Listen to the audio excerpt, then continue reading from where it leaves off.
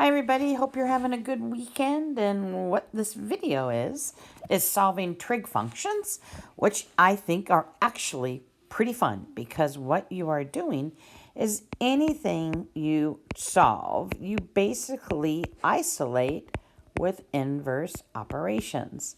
And we will also need to know our unit circle to solve these. All right, so what we want to do is, the very first problem, we want to isolate the cosine theta. And in order to do that, we do inverse operations.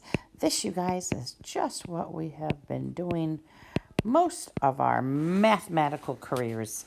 So the inverse ends up giving us cosine theta equal to 0. And the question is, where is that theta? And when you think of your unit circle, it ends up at, so we'll say theta is equal to pi over 2 and 3 pi over 2. So you just have to think about where that is on the unit circle.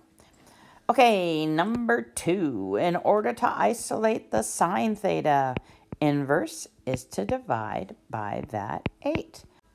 So we end up with it equal to negative square root of 3 over 2. And all we are doing is simplifying that negative 4 over 8.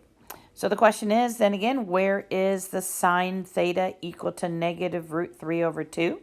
And if we think of our unit circle, that's 4 pi over 3 and 5 pi over 3. The next one, isolating this sine theta, inverse is to add 5. Add 5. Our sine theta is equal to 0. And we end up with theta is equal to 0 and pi.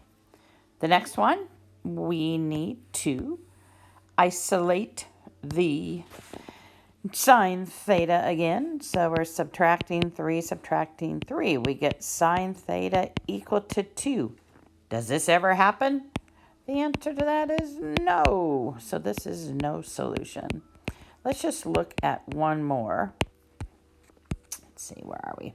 Let's do number 8. This is a pretty fun one. All right, first thing, we need to isolate the sine theta. We're going to take care of that 5.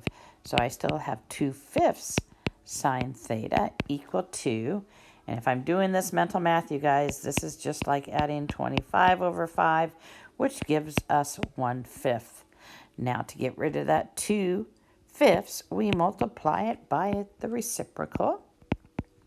And remember how I talked about things going to 1. That goes to 1. The 5s go to 1, and we are left with sine theta equal to 1/2, which is at pi over 6 and 5 pi over 6. All right, so those are some examples of solving. I think they're pretty darn fun. We'll see you next time, you guys. Bye.